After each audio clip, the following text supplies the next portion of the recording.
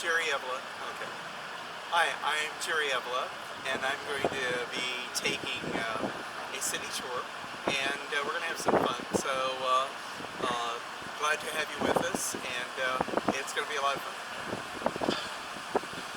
Now, Alfred Hitchcock said the best view of the Golden Gate Bridge is not on top, but it's where you can see every angle of it on the bottom, the power of the Golden Gate Bridge, which is right here.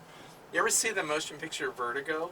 Yeah. Jimmy Stewart and Kim Novak. This is the spot where he got the best powerful view of the Golden Gate Bridge. So the Golden Gate Bridge was quite a challenge. We were in the 1900s, and we were looking for, and the automobile was coming on strong in the world, and they decided that, hey, they were going to start building bridges here, and it was part of the New Deal. It put people back to work during the Great Depression. Franklin Delano Roosevelt said we've got to have a federal program to put people back to work during the Great Depression, and so they came up with starting with the Bay Bridge and the Golden Gate Bridge, both at the same time, 1933.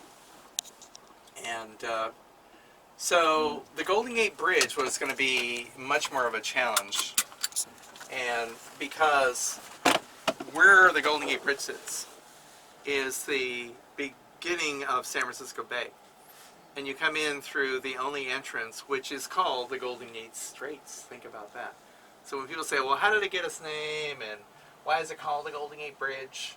It's because the body of water from where the ocean is, 1.5 miles from the ocean, into the entrance of the bay, the Straits. So it gets its name because when the United States takes over from Mexico in 1846, it was Captain John Charles Fremont. As he was sailing in on his ship called the USS Portsmouth, the USS Portsmouth, he says, the Straits remind me of the Straits coming into Constantinople. And it's called the Golden Horn. And he said, well, we can't call it the Golden Horn, but my future here is ships coming in, bringing in goods, and putting a lot of people to work. Golden opportunity in life. Golden Gate Street. Ships coming in, bringing in merchandise, and having an economy that is golden, basically. So he named it the Golden Gateway, Golden Gate Straits. And many years later, when we're talking about putting up bridges, he said it's going to be very dangerous to put a bridge right in this location. And the bridge goes from San Francisco County over to Marin County, which is 1.7 miles across from land to water to land, because this is the deepest part of the bay. So I said, well, we're going to have to be careful, but we need to do it, and we're going to hire a team that has a lot of experience. So they hired the Roeblin's team out of New Jersey, and they hired the chief engineer, Joseph Strauss. And you didn't mess with Strauss. He had a Napoleon complex because he was short, but you didn't cross him because you would regret ever crossing him. That's the Roeblings of the Brooklyn Bridge? Exactly. Yeah. And they're the same people that built the Brooklyn Bridge. Yeah. And and he had some help with another man by the name of Charles Ellis. And he hardly gets any credit, but I want to give him a little bit of credit. There's a street named after him. Anyway, so they said that building the Brooklyn Bridge was a disaster because they lost a lot of divers because they stayed in the water too long. Caissons. Yeah, caissons, building the caissons, exactly. And they died of the bends because of the pressure. So he said, we're going to do things quite differently. We have better techniques, we have better diving suits, and we're going to send people down and not have any one diver spend more than 2 hours. That's when the bends start setting in. So we're going to have a rotation. And so the divers had to go down to the silt level. Think about that. There's the silt level. Then you have these big suction hoses that brought up the silt, and you worked your way down to the bedrock at 336 feet down. Then you put your support there and start building your caissons, and then when everything's up, you take all the water out and you start putting concrete and all kinds of stuff in there to make it solid where it's going to last. And so the hardest caisson to build was this one right here. The other one was a lot easier because this is really, really deep. And so they said, we're going to have to build the span high enough so any ships can clear the entrance, because this is the only entrance ships have to come in this way. So the span is up above the water 226 feet. And they also said that if there were workers that fell from those levels and the top towers go up 750 feet, they would die. So we're going to have a net that went from where the bottom of the span is, from one side to the other. And 19 workers ended up falling off the Golden Gate Bridge, and their lives were spared because they were caught by the net. And you know what they did? They formed the club. You know what the club is appropriately called? The Halfway to Hell Club. How about that? And so anyway, so they had one terrible accident where one of the scaffolding, they had 10 workers on a scaffold, and the line broke, and it went so fast it broke the net and they died.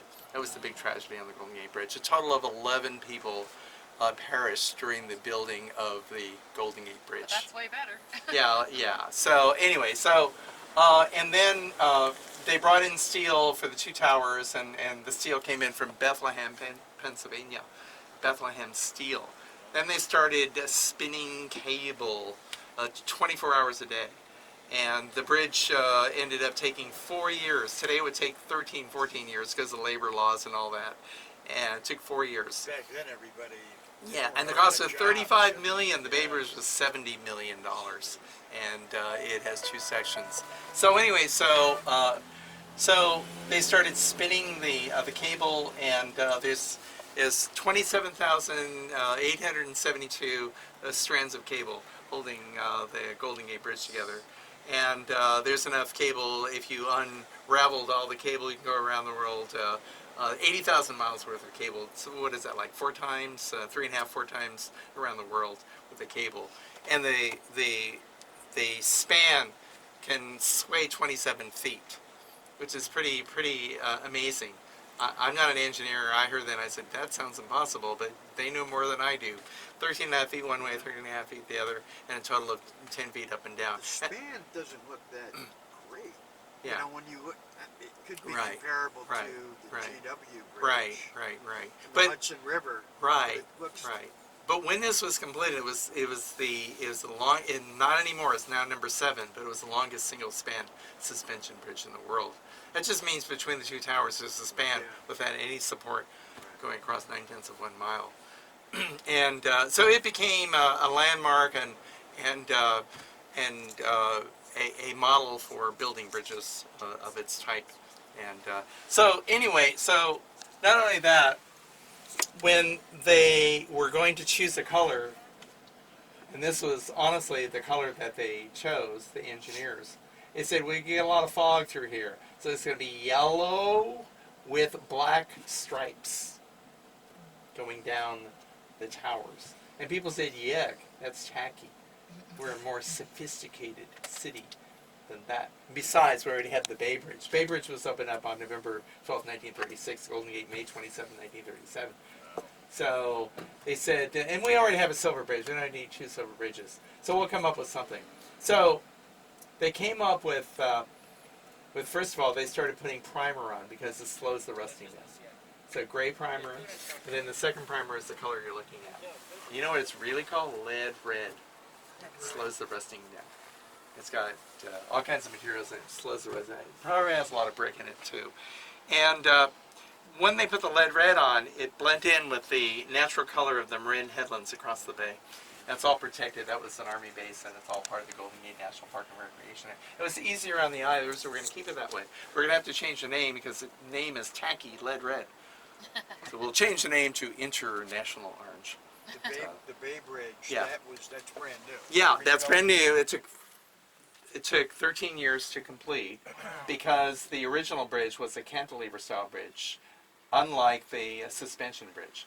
And it had these bolts that were holding a platform. In the 1989 earthquake, the movement caused the bolts to shear off of one of the platforms, and it went down and a car went in. And they said, we can't have this. We're going to have to close the bridge. They closed the bridge down for 30 days, and people that wanted to come to San Francisco had to go around the bay. And then they put a temporary platform, and they said, we're going to have to build a new bridge. When that's ready, we'll just tear the other one down. And that's what they did. Guess who was our governor at the time? Arnold Schwarzenegger, who made the decision. Yes, we've got to build it. So he made a mistake, though. You know, you have to be judged on what you do. He said the original bid was too expensive. And so 3 years later, he said, but we're going to go with the original bid. Because everything else is even more expensive. But the price went up by $1.5 billion. So I would say he made a mistake. You know, should have done it sooner. So anyway, let's take a photograph. War broke out in Charleston Harbor, Fort Sumter. First shots. And the Union Army said that we're going to have to prepare because now we're at war. And this was all part of the Union Army. And they said, we need to get ready for invasion. Because you don't know whether they're going to come or not, but you better do something because they might come because you didn't. That's where your tax money Even in San Francisco. Yeah, but they just didn't want to take it. They said, we need to build an extra fort, like Fort Sumter, right here. Because when those Confederates come in, we'll have gun slots right there and cannon positions all over the place, up on top there, and we're going to blast them out of the water. And so as soon as they put the last brick on there, the Civil War was over. But they said, what if we get prisoners? Where are we going to put them? You see that island right there? We're going to use that as a military prison, that island called Alcatraz. When was that built? That was built, Alcatraz was used first by the federal government as a military prison. They actually brought Confederate soldiers over to Alcatraz, and they had the stockades on the bottom. The building wasn't up, okay?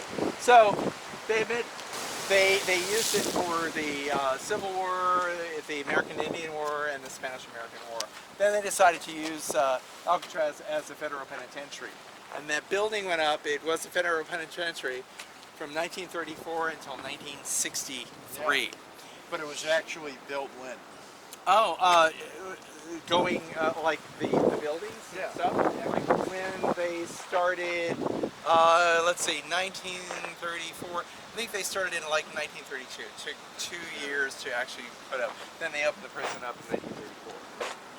And in 63, March 21st, 1963, on the orders from Robert F. Kennedy, who was the Attorney General. Anyway, so they had people like Al Capone, Shelley, Robert Strauss, and Notorious Birdman of Alcatraz. There's the movies from Alcatraz, Frank Morris and the Anglin Brothers. And so if it was open for tourists, it's a great tour. It's one of the best tours. Man, we were there last time. Yeah.